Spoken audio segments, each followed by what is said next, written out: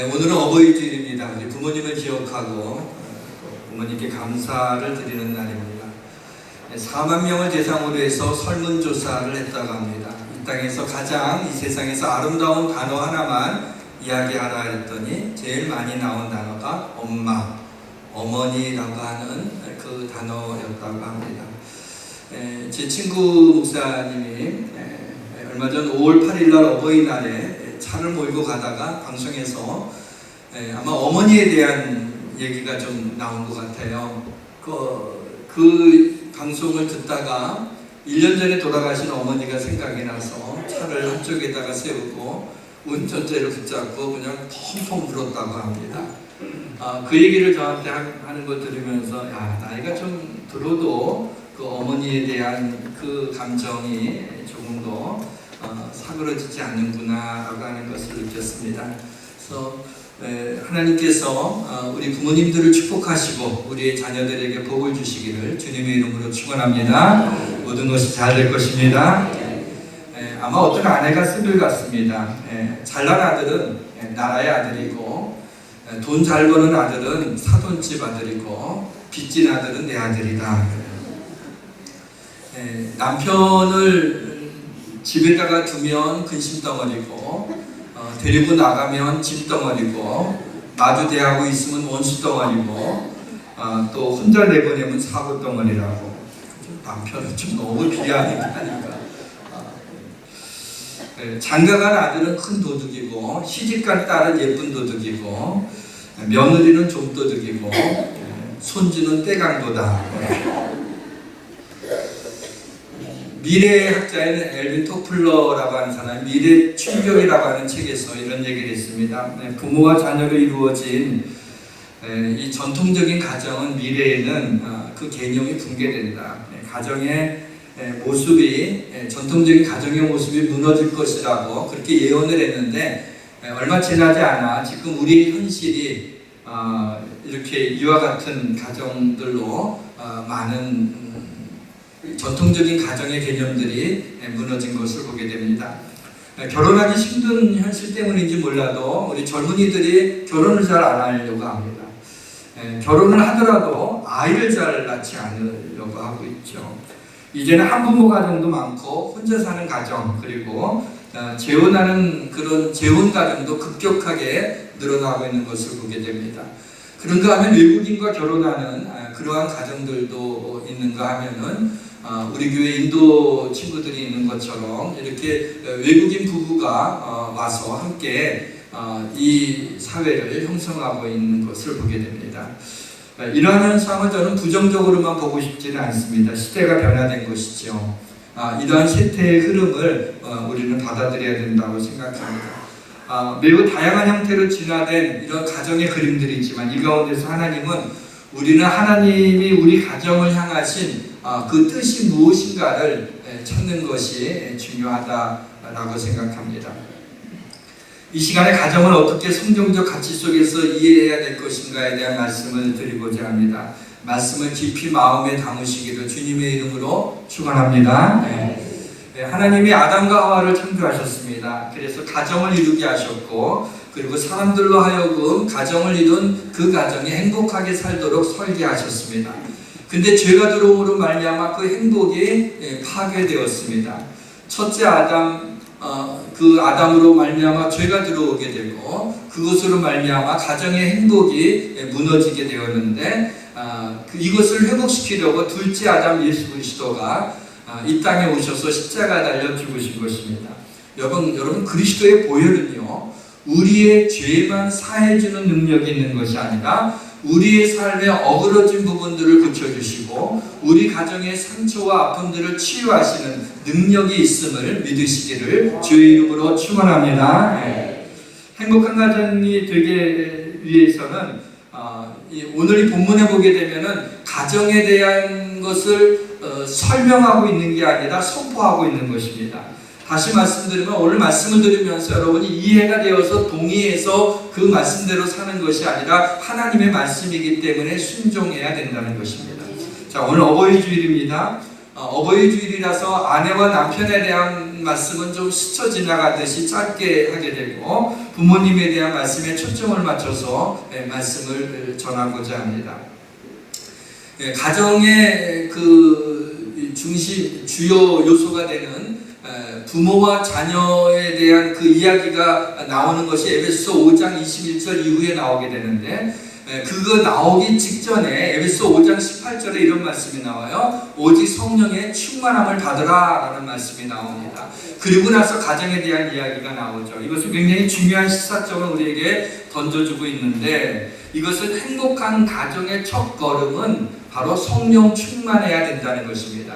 아내들이요, 남편들이요, 자녀들이요, 뭐 아비들아라고 그 뒤에 나오는 것들은 성령 충만하지 않으면 그 말씀이 좋은 말씀이라고 생각되지만은 그 말씀대로 살아간다고 하는 것이 거의 불가능에 가까운 것입니다. 그러나 우리가 성령으로 충만하면, 우리의 가족들이 성령으로 충만하면, 그리고 그 말씀대로 살아갈 뿐만 아니라 그 가정이 우리 하나님이 축복하시고 하나님이 복 주시는 아름다운 행복한 그런 해피 패밀리가 됨을 믿으시기를 바랍니다. 자, 먼저 아내들에게 말씀을 드립니다. 레이디 퍼스트니까요. 아내들에게 말씀드립니다. 남편에게 복종하기를 주께 하듯 하라고 합니다. 여러분, 그리스도께서 교회의 머리가 되신 것처럼 남편에게 순종하고 또 남편을 존경하라고 말씀하고 있죠.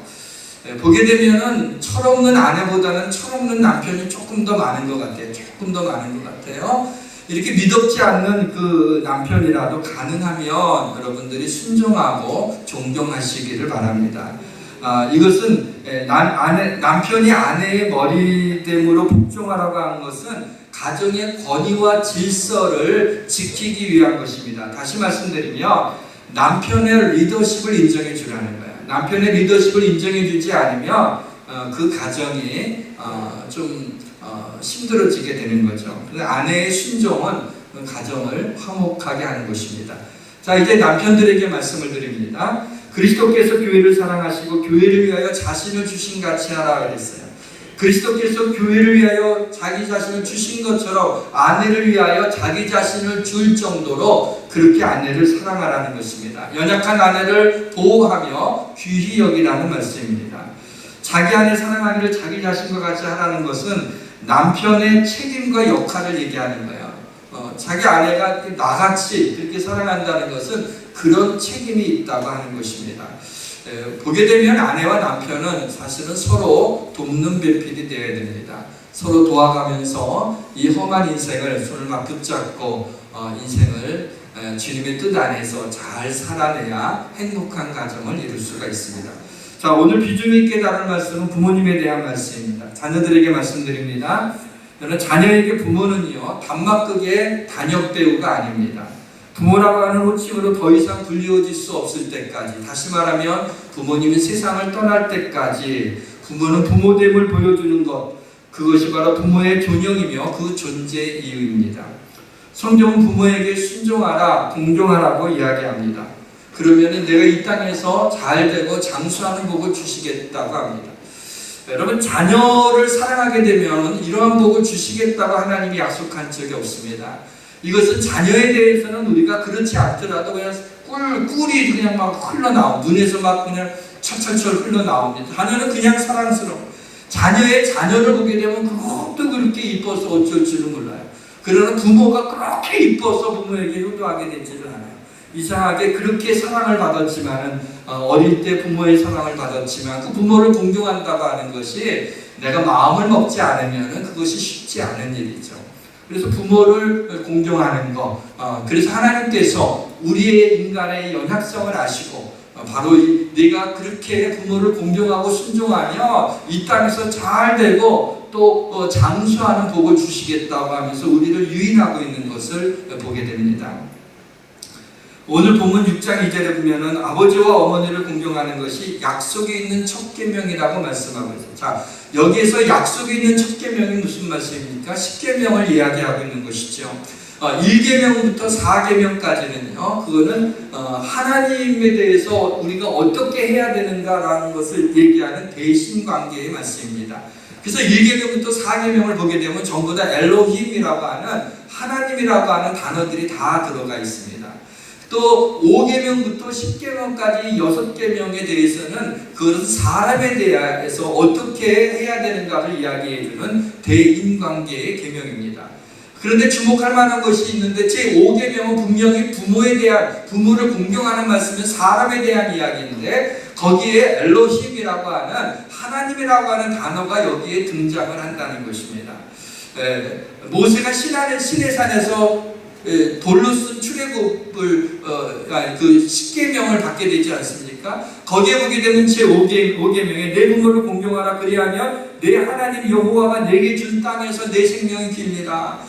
여기에서 하나님 여호와가라는 이 단어가 등장합니다. 그러면 무엇을 얘기하냐면은 부모는 우리에게 생명을 주신 분만이 아니라 하나님의 대리자라는 것입니다.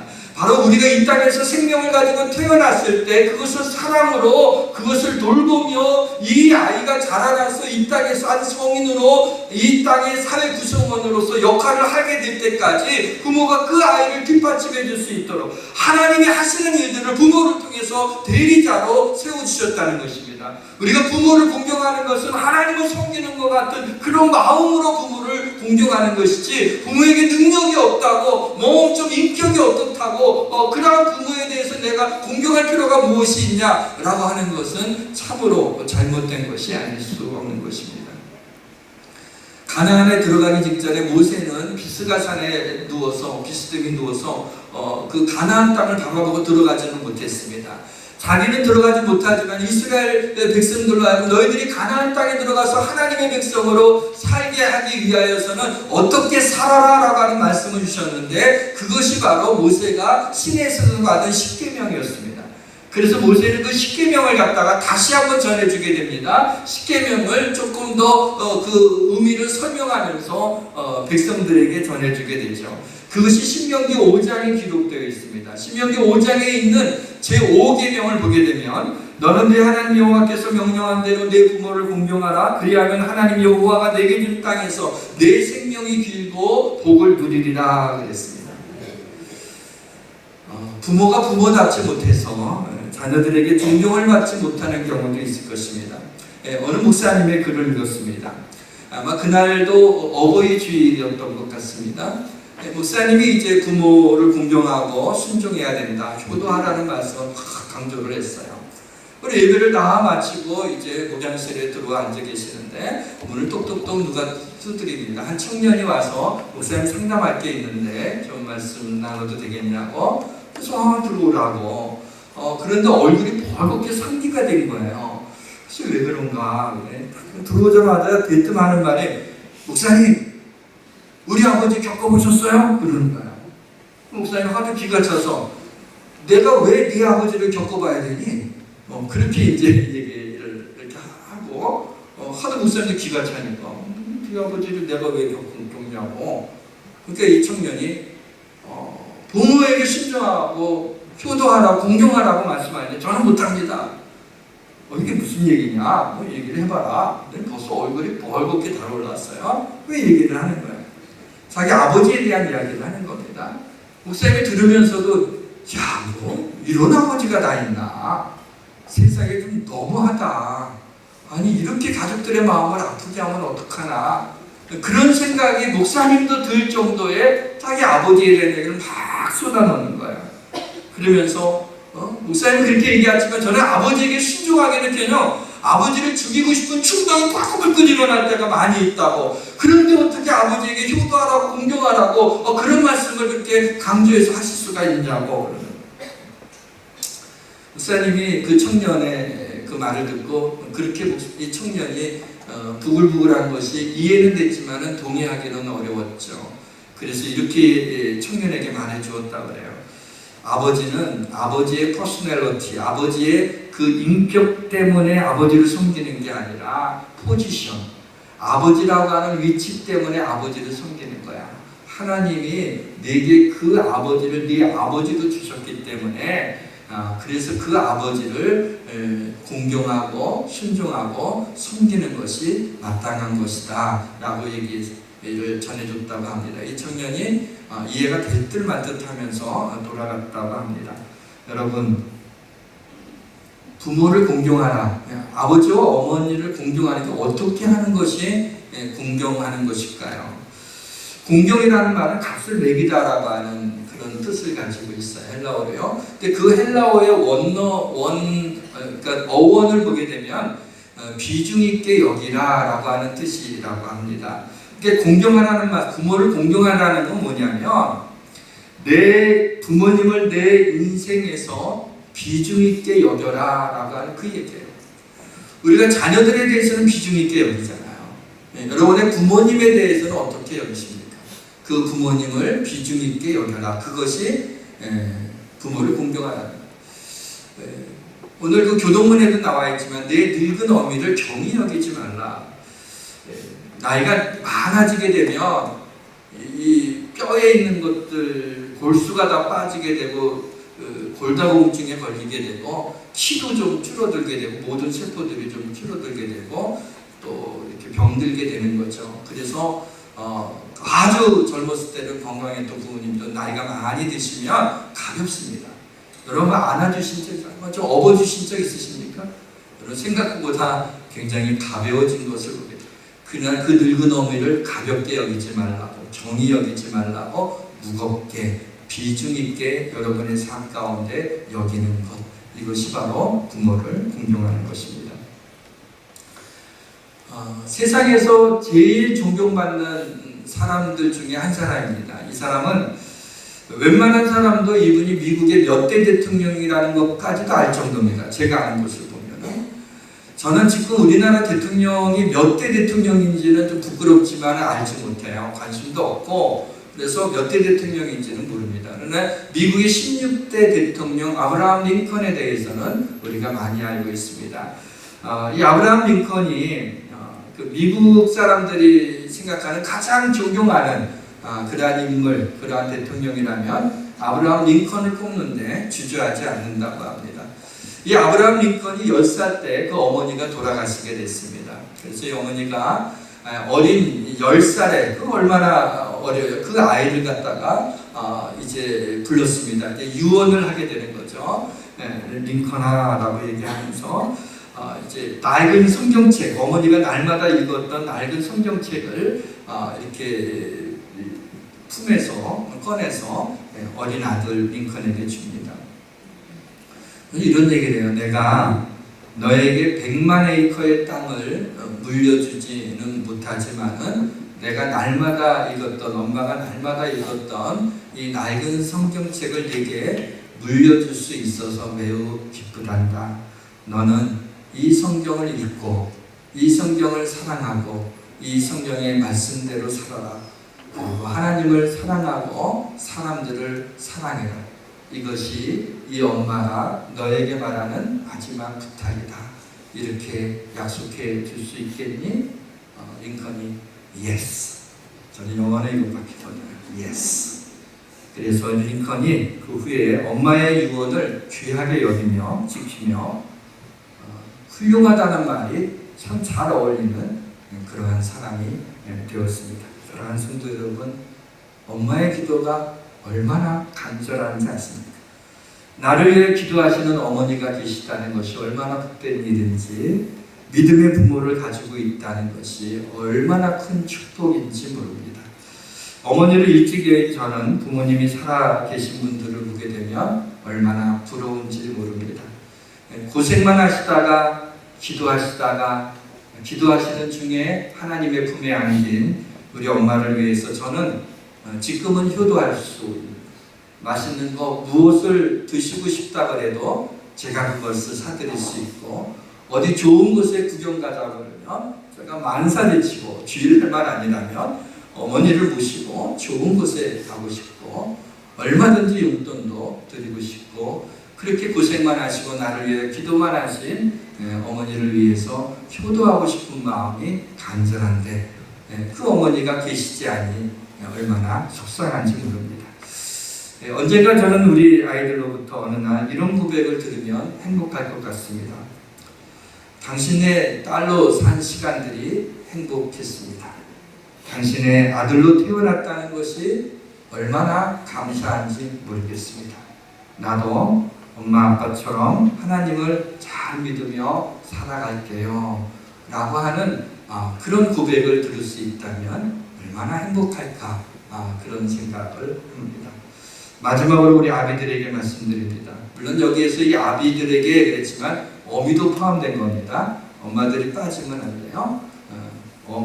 아비 어미들에게 말씀드리는 거예요. 성경은 자녀를 노엽게 하지 말고 주의 교양과 훈계로 양육하라고 말씀하고 있어요. 근데 많은 부모들이 자녀의 비전보다는 부모의 욕심 때문에 자녀들을 얽매이는 경우가 많습니다. 부모의 생각이 아니라 주인 대신 주님의 말씀으로 자녀들을 양육하시기를 바랍니다. 신명기에 보게 되면 오늘 내가 네게 명하는 말씀을 너는 마음을 새기고 내 자녀에게 부지런히 가르치며 집에 앉았을 때든지 길을 갈 때든지 누워있을 때든지 일어날 때든지 이 말씀을 강론할 것이며 먼저 말씀을 우리 마음에 새깁니다. 그리고 부지런히 자녀들에게 가르치라는 거예요. 자녀들이 어느 정도 이제 머리가 크게 되면 부모가 얘기를 해도 그게 잘 들어오진 않습니다. 잘 얘기 듣지 않아요. 그냥 하도 뭐라 할까 예 하지만은 그냥 그 흉내만 내지 잘 안 되죠. 그래서 자녀들이 어릴 때부터 자녀들에게 부지런히 어디에 있든지 무엇을 하든지 하나님의 말씀을 가르치는 거예요.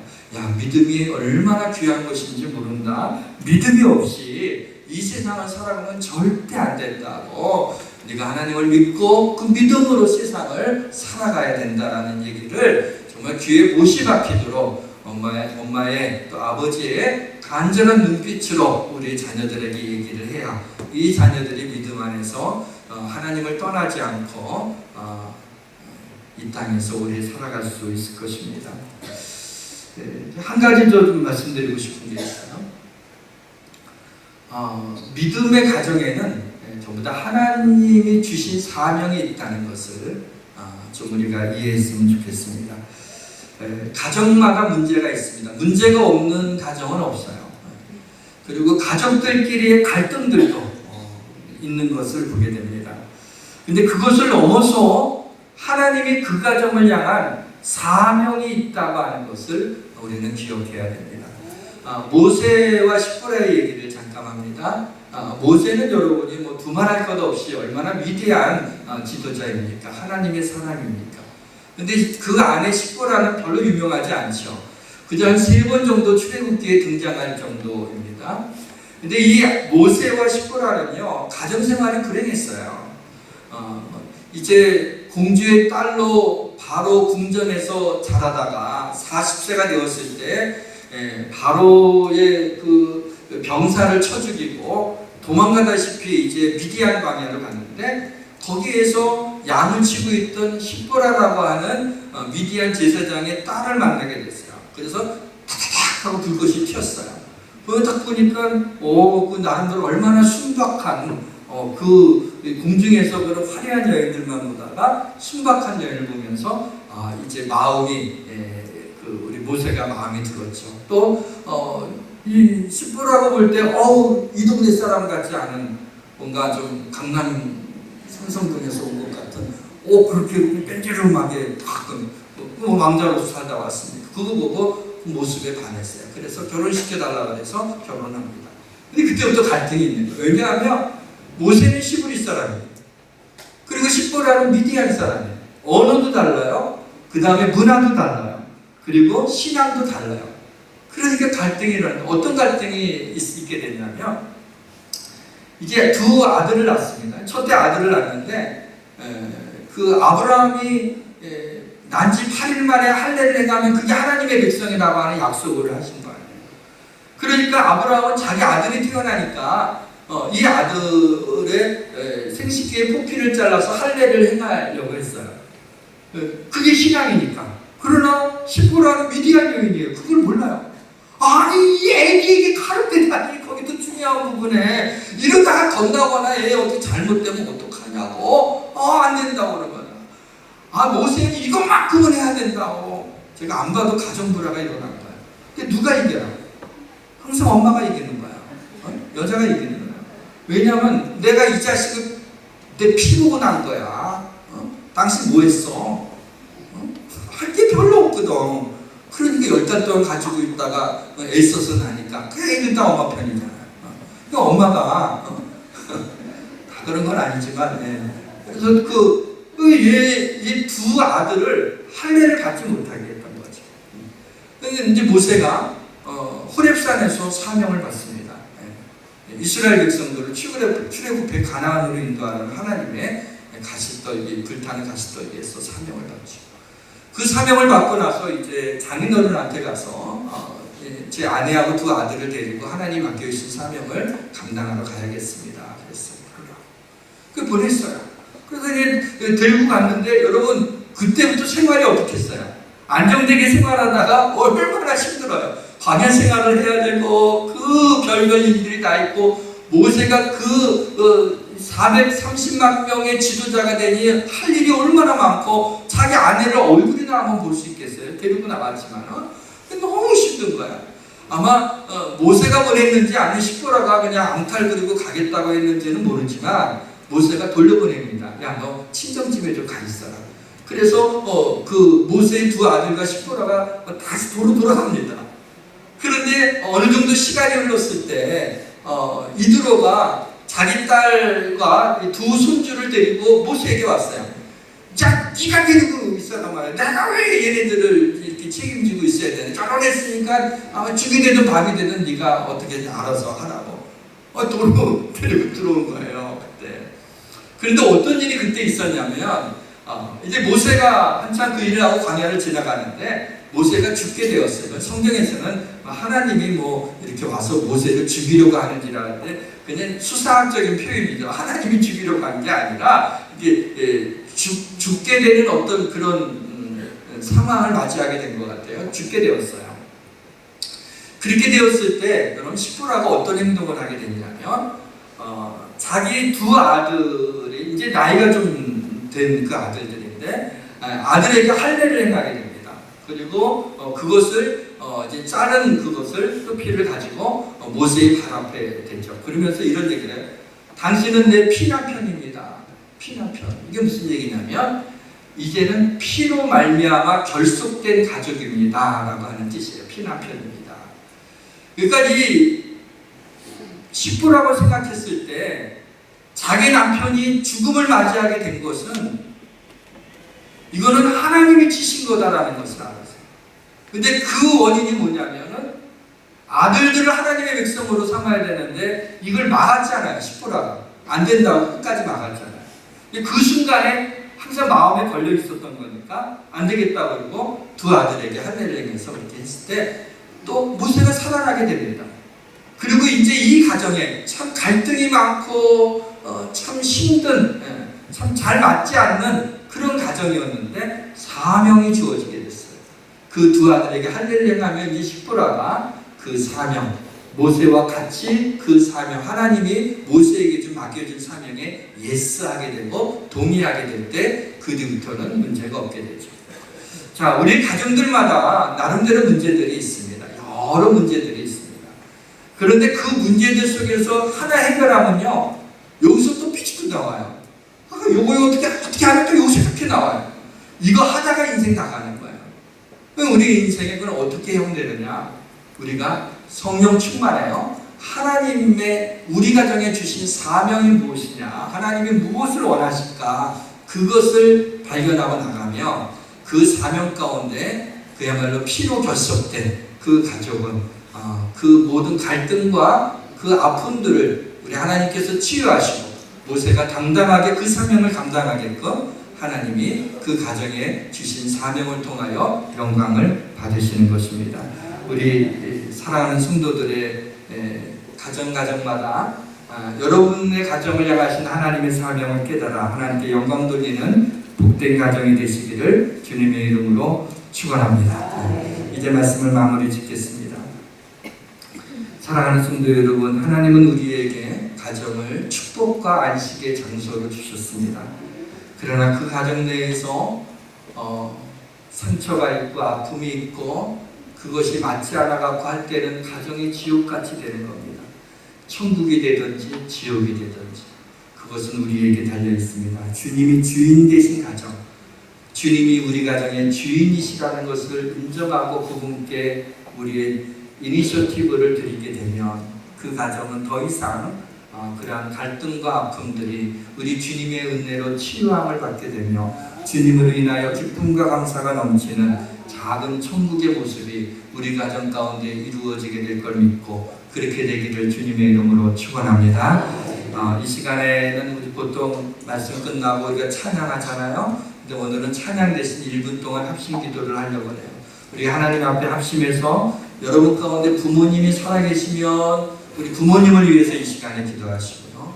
부모님이 안 계시면 여러분의 자녀를 위해서 기도하시고, 부모님도 자녀도 없으면 여러분 주변의 형제들과 가까운 사람들을 위해서 이 시간에 합심해서 우리 1분 동안 하나님 앞에 간구하는 시간을 갖도록 하겠습니다. 하나님의 사랑의 아버지 하나님, 은혜와 사랑을 감사합니다. 아버지 하나님께서 오늘 이 어버이날을 맞아요 우리 가정에 주신, 특히 하나님의 부모님에 대해서 어떻게 공경하고 어떤 가정이 되어야 될지에 대해서 말씀을 나누었습니다. 아버지, 우리 사랑하는 성도들의 가정 가운데 갈등이 있고 아픔이 있고 상처가 있습니까? 이 시간에 하나님께서 우리 주인 되신 주님으로 말미암아 그 가정에 하나님 사명을 기다리게 해주셔서 아버지 모든 아픈 것들을 치유해 주시고 은혜를 베풀어 주시며 우리의